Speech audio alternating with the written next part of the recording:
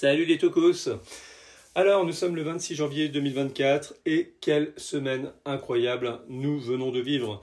Aujourd'hui, on fait le plein d'infos sur les marchés, les dernières nouvelles des géants du luxe et on plonge dans l'économie américaine qui défie toutes les prévisions sans manquer nos préconisations en fin de vidéo. Alors, c'est parti sur les performances du CAC 40 qui a clôturé vendredi en flèche flirtant avec son record historique atteint mi-décembre en affichant un gain de 2,28% à 7634 points, une hausse hebdomadaire impressionnante de 3,56%. LVMH, le mastodonte du luxe, a joué un rôle clé dans cette performance. Ça ressemble un petit peu à ce qu'on a vécu l'année dernière avec des résultats astronomiques, des ventes en hausse de 9% et plus de 15 milliards de bénéfices en 2023. Un coup de maître que nos abonnés de la communauté ont pu saisir grâce à nos recommandations déjà l'année dernière sur le monde du luxe et sur LVMH également. L'effet domino dans le secteur du luxe, c'est que LVMH n'est pas le seul à briller. Son succès a entraîné dans son sillage d'autres géants du luxe comme Kering, Dior et Hermès qui ont vu également leurs actions grimper en flèche. Même les entreprises de spiritueux comme Pernod Ricard et Rémy Cointreau ont bénéficié de cette dynamique positive, alors que, comme on le sait, actuellement, le marché du cognac n'est pas dans sa meilleure forme, mais ces entreprises ont été portées par des recommandations favorables pour le marché du cognac.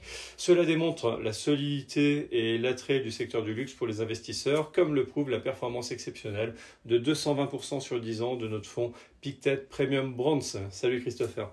De l'autre côté de l'Atlantique, l'ambiance était plus nuancée. Les chiffres de l'inflation américaine étaient conformes aux attentes, mais n'ont pas suffi à compenser l'onde de choc causée par les prévisions décevantes d'Intel dans le secteur des semi-conducteurs.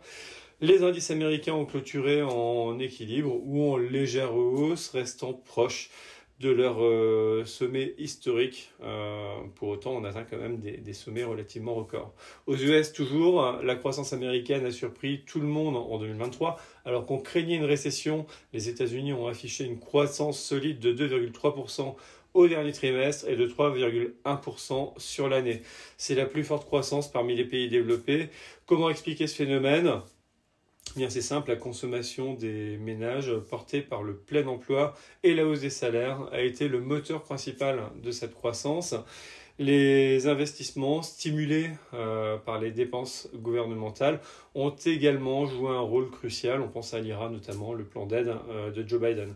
Au final, 2023 a été l'année des États-Unis. La confiance des consommateurs a bondi de 29% en seulement 2 mois, un record depuis 1991. La première puissance économique mondiale devrait le rester et a tout raflé, économie, défense, énergie. Pendant ce temps, en Europe, la BCE semble déconnectée de la réalité. Avec une croissance en berne et des salaires qui stagnent, la zone euro n'est clairement pas sur le même chemin que les États-Unis. Pourtant, la BCE maintient ses taux sans perspective de baisse imminente. C'est juste affligeant. Mais comme vous le savez, entre les discours et la réalité, il y a souvent une différence.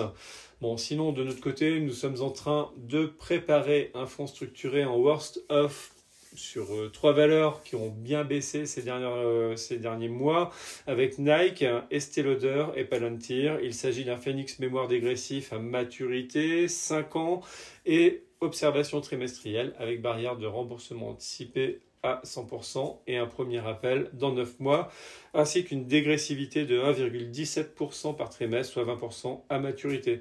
Nous avons également ajouté une barrière de distribution de coupons à moins 20% et une barrière de protection du capital à maturité à moins 40%. Sachant que Nike est à moins 40 et Estée Lauder à moins 60, nous pensons sortir rapidement.